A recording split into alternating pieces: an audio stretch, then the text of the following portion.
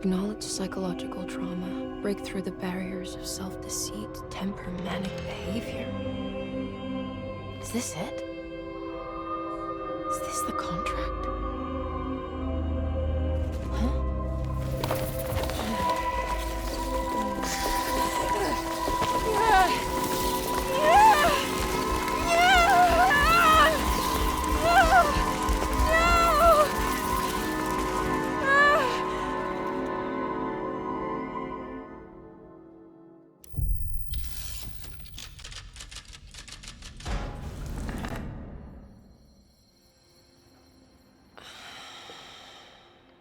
Oh, Jeremy.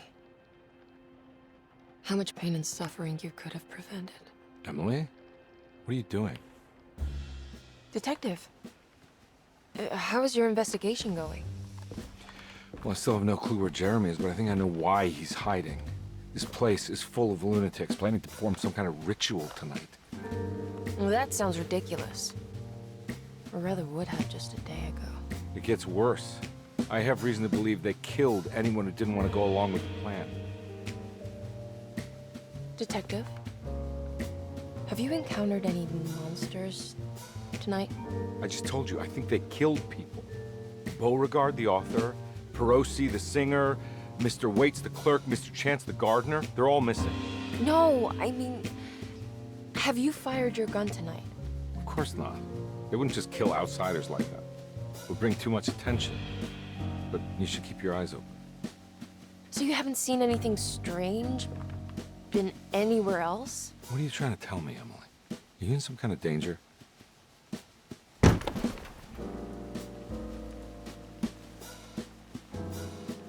me drive you back to New Orleans.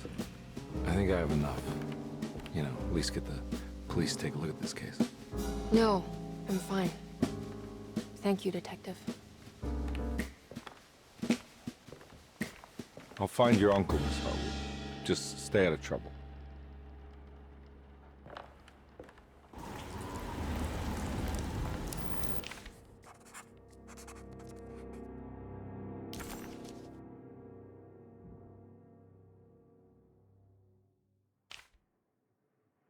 He must first acknowledge psychological trauma in order to proceed. The lying must stop, so we can break through the barriers of self-deceit. Finally, temper manic behavior. Medicine has failed me. Nothing can be done to dispel the Hartwood curse. Only the sacrificial dagger may release the despair from Jacob's eye. Yet, doing so would be the doom of Derceto. Let this curse of mine be a weapon for once. I accept your demands. Oh, crawling chaos. Build your prison around this godforsaken hospital. When evil has been starved, I will stay buried forever.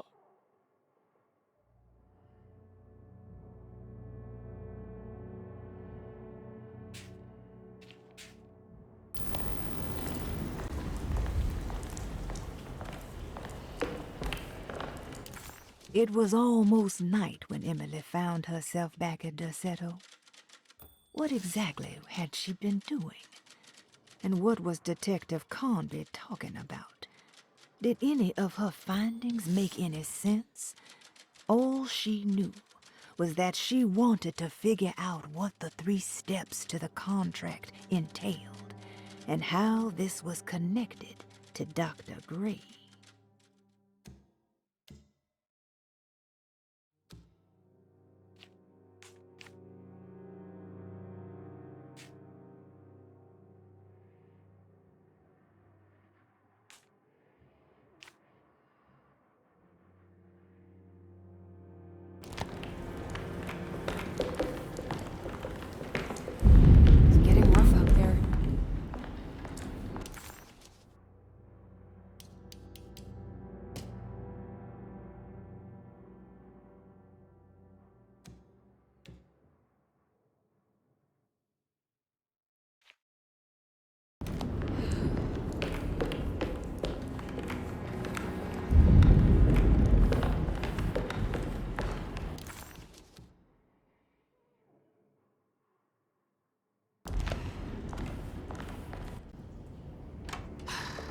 we can just get rid of Jeremy, everything will go back to normal.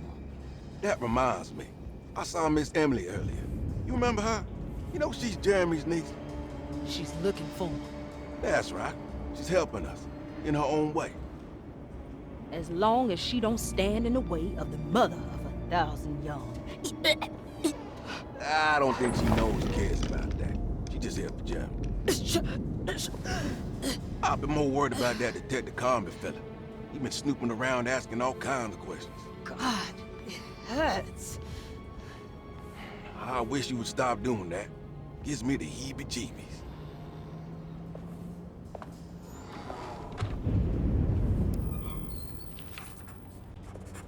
The orderlies, Baptiste and Lottie, were back at Derceto as well, like pieces of Emily's past haunting her. She couldn't figure out if they were on her side or not, and what was Lottie suffering from?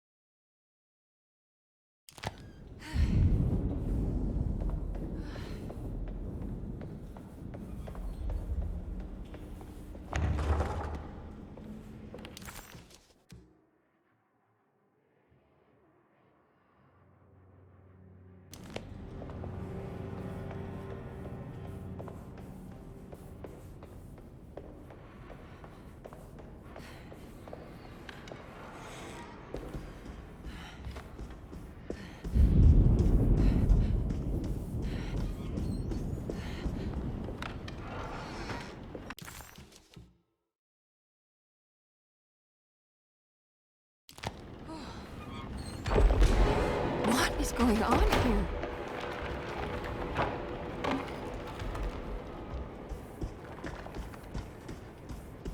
It's blocked.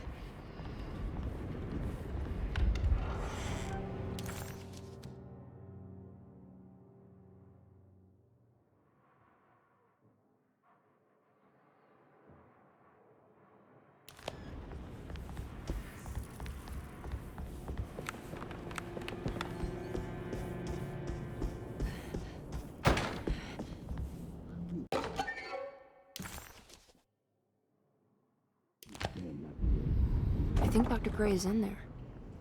Maybe I can go snoop around his office then.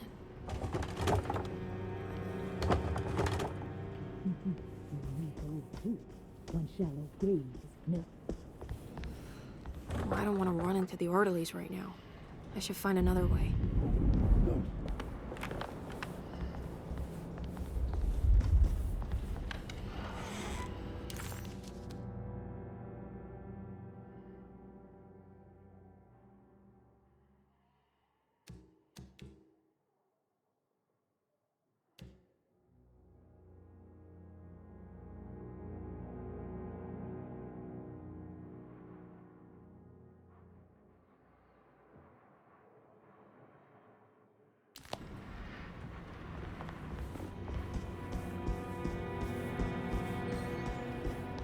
It's blocked.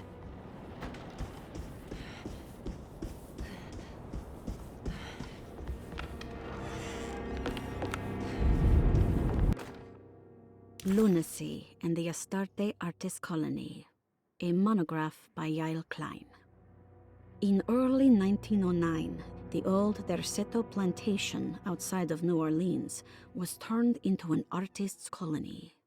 3 famous European artists rented the house and the surrounding land from the owner, the Ledoux family. The colony was chiefly run by Sebastian Cortez, who was playfully dubbed the captain by his collaborators, William Arges and Heinrich Kassel. The colony existed for 6 years, until one day all 12 members disappeared without a trace. It is widely believed that their disappearance is connected to the disastrous hurricane that passed through on September 29, 1915, but nothing truly supports this claim. What is known is their frequent participation in New Orleans nightlife, their love for hosting parties, and their elaborate contributions to the Mardi Gras parades as the Pirates of Pontchartrain. Accounts of their lifestyle can be found in almost every gossip column. It can effectively be summed up as carefree and bohemian. In late June 1909, the name Astarte first appeared in the newspapers. Cortez said the name came to him as he was painting. There is never any claim to knowing about the ancient Phoenician fertility goddess with the same name before this time. His fellow colonist Heinrich Hassel did know, because he later produced sculptures that show clear references to ancient idols of the goddess. It's impossible to know for sure how this name suddenly made an appearance, but it is interesting because of Derceto's history.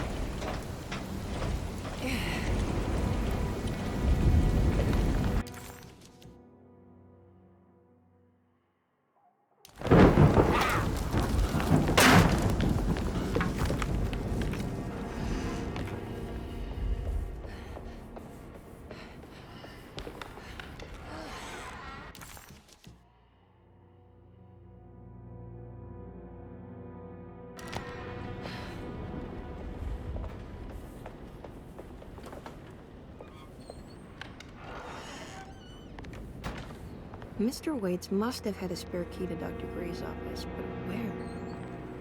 I need the key.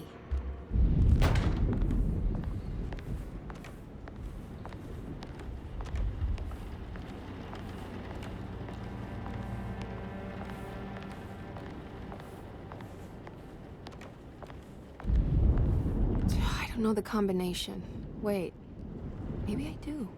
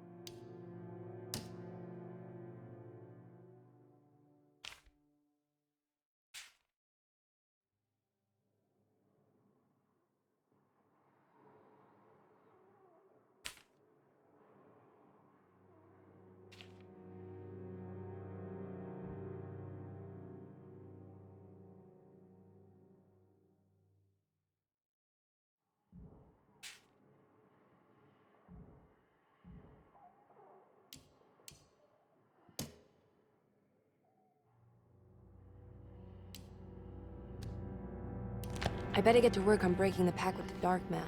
It's the only way to save Jeremy. Good thing I still have the talisman. I have a feeling I'm gonna need it.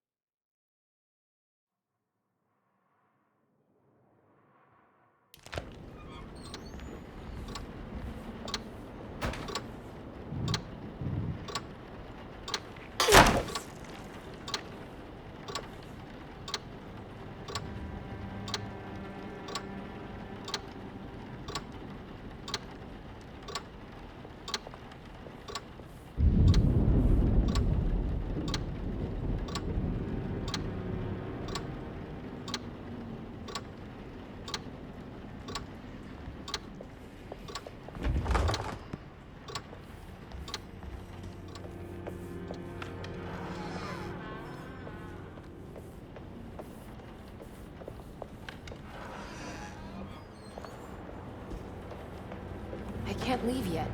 I need to get Jeremy out of here.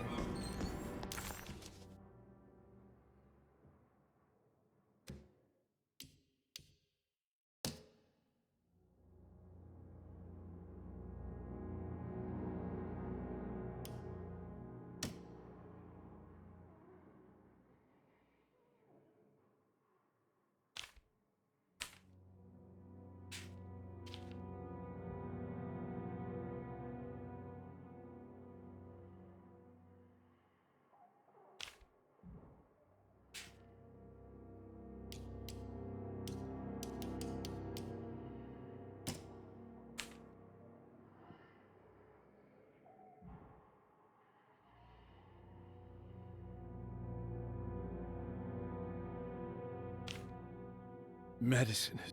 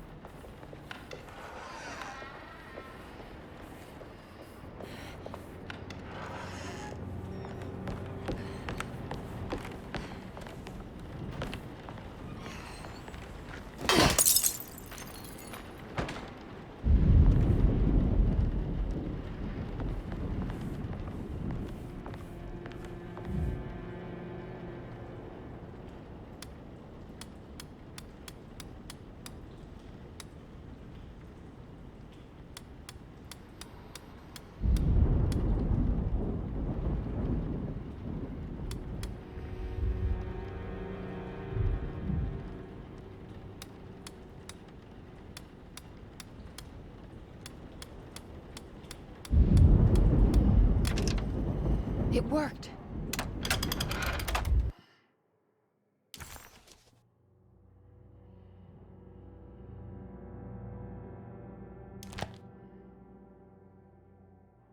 The last guest in the empty room suffered from severe maladaptation. I must write this down, because if I understand the condition sufficiently, it could make me deny this fact at a later date, and there is reason for me to think I may come to suffer the consequences from this dysfunction, as some who came in contact with the guest seemed to adopt a new worldview in which everything was predetermined but broken. Upon accepting this worldview, some memories became unmanageable and later rejected. I do not know what this means.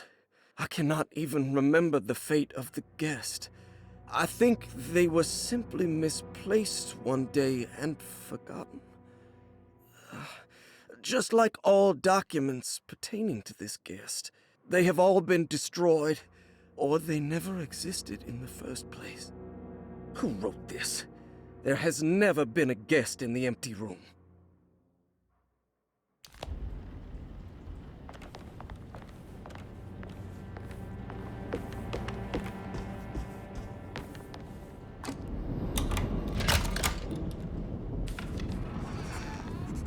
Emily felt lost as she entered the office of Dr. Gray, much like she had the last time she was here. She began to question what she was hoping to find. She was simply going on a hunch that Dr. Gray was somehow tied up in this contract with the Dark Man. Emily couldn't even begin to imagine what kind of evidence she would need, besides a clear confession, of course. But she doubted she would ever find something like that. She was grasping at straws. The steps on the contract were so confusing to her that she was just hoping to get some small indication on where to go next.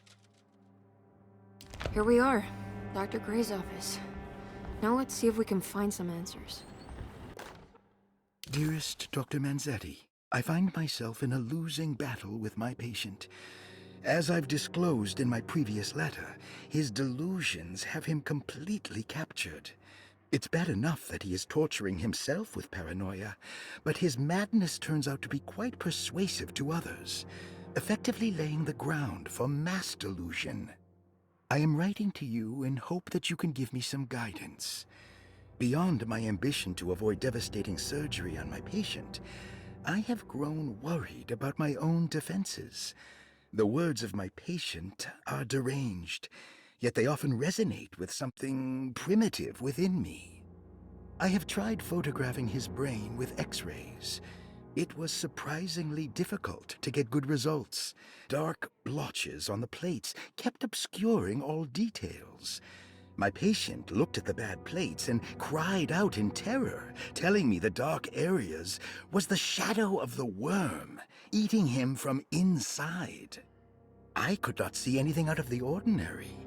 I hope this is a sign that my mind is not as receptive to the madness as I had feared. After further inquiry, my patient described the shadows inside his mind as some kind of chthonic monstrosity that wants to undermine his sanctuary. This is clearly a reference to a place he calls Teroea, a sort of library or convent that works as a psychological haven. With this imaginary haven threatened by this Chthonian, he has now constructed another, less pleasant hiding spot. Lately, he has been bringing up a metaphor of a steamboat that has run aground, that he feels like he needs to start the engines and reverse, but he is afraid that the hole in the hull would cause the whole ship to sink. I've been watching him turn this metaphor into reality for the last week. He knows it's made up, but he is doubling down, trying to make it a real memory. I feel certain that this is my chance to break through the barriers of his self-deceit.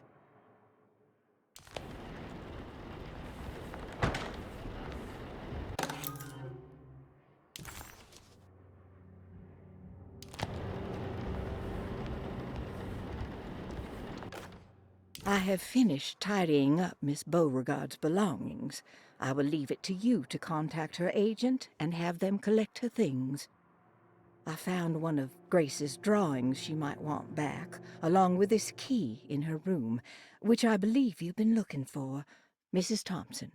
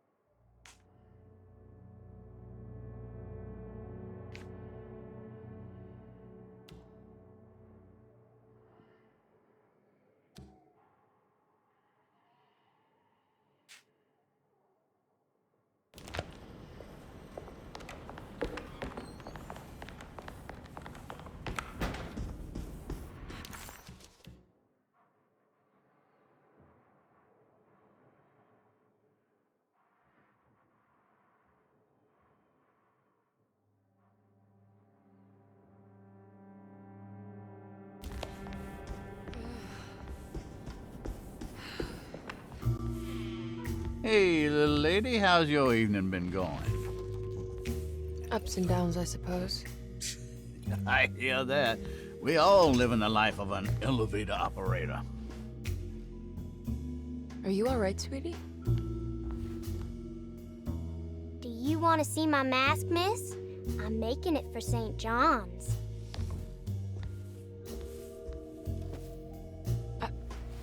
How did you... Is that supposed to be my... Ow! You should learn your place, little girl. Why are you acting this way? What did I ever do to you?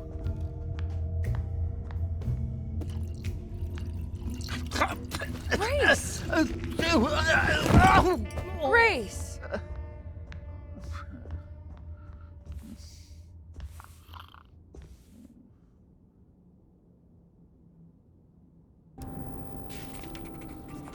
The mask had reminded Emily of her father. It didn't seem like a chance connection, but a purposeful reference made by that child. How could Grace have known what he looked like, and that it would upset Emily so? And why would she use those words? Emily felt like it was beyond strange. It felt impossible. Did it even happen? Was she losing her mind?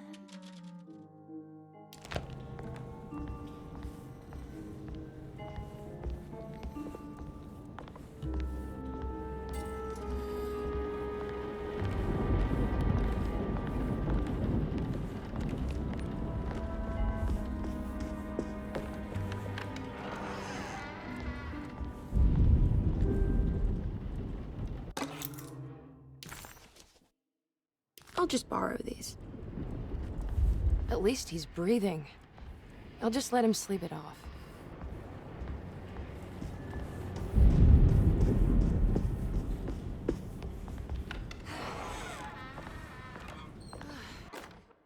Jeremy knew that the only one who could help him now was the guest in room number 3. The room seemed to have been empty for so long. But that wasn't allowed to be true. The story needed to be different, to include something from the outside. He would bring the guest back to room 3 and show them what was in that safe. 913. But those were not the right numbers. That was the combination for the safe in the clerk's office.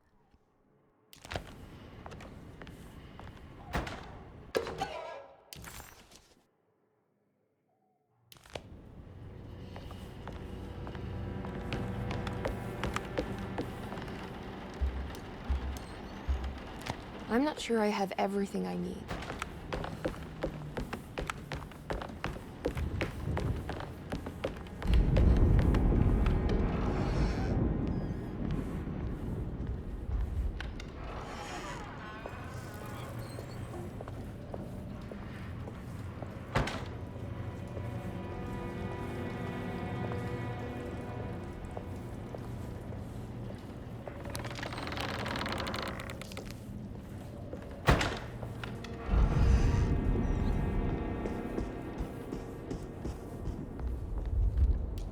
There's something missing.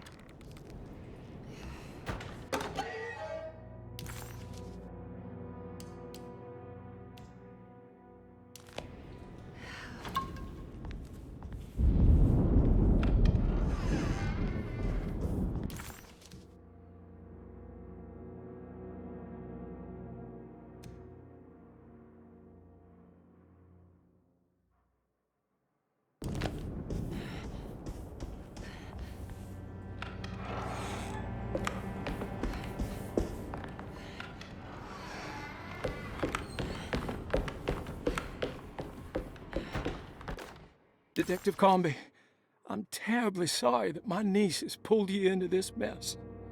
Please, with all my blessings, take her away from this cursed place. I have destroyed that Eater of Worlds and locked it away in the attic and retreated to a place of hiding. Tell Emily I'm safe. Tell her all the lies you can think of to make her listen.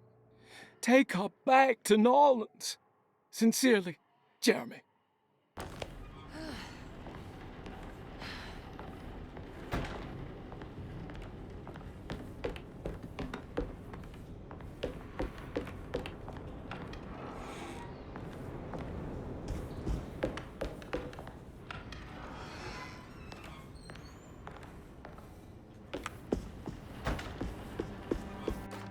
Brother, I need you to trust me. This is the most important moment in our family's history. I know you have doubts and that the terrible Mama Loa told you lies. I would never betray you. I promise. Lottie.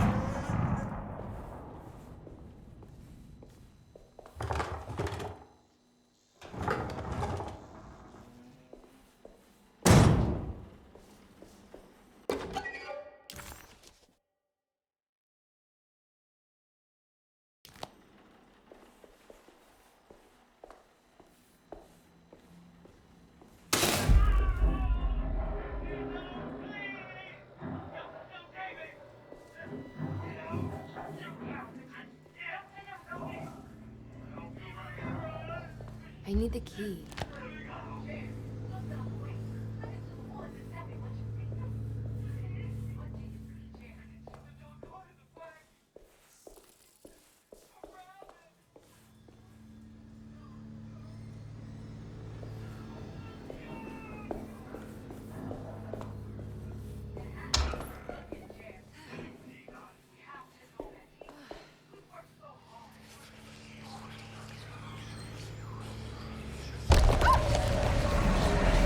What's happening?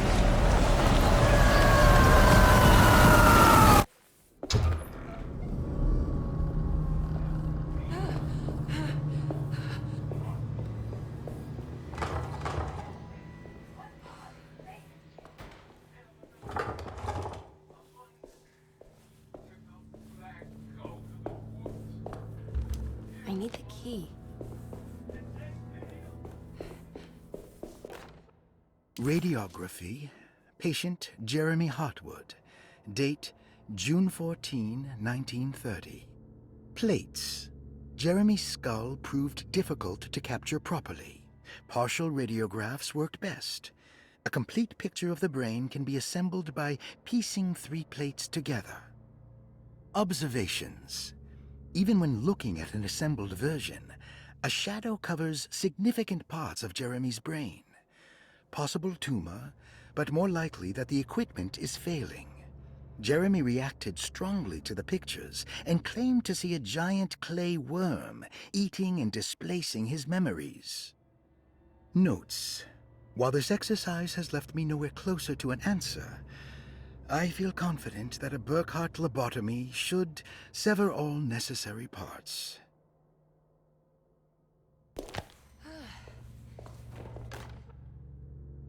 Hypothetical psychosurgery based on the ideas by Burkhart and the St. Petersburg research could end up saving Jeremy's mind. Severing the connections around the frontal lobe would certainly solve most mental afflictions. The procedure would be brutal in performance, as well as in efficiency. An ice pick pushed through the edge of the eye and into the skull would untether the nerves like Alexander cutting the Gordian knot. As this would likely leave Jeremy in a very different condition, all other paths should first be explored. The medical instrument I would need for this lobotomy is missing, and I should have Waits order a new one.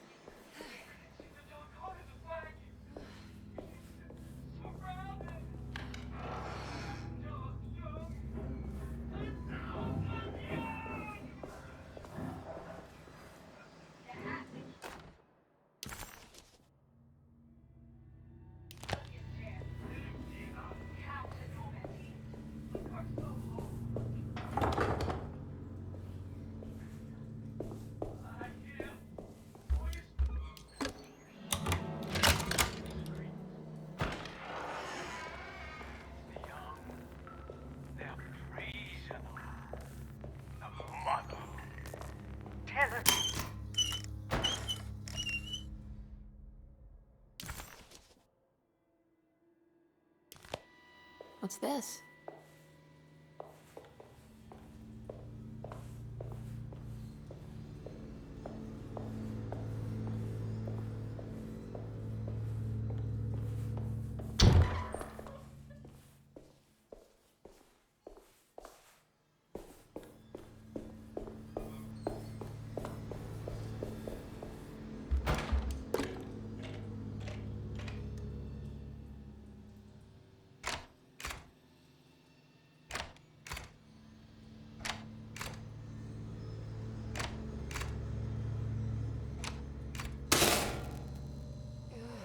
Oh, that's better.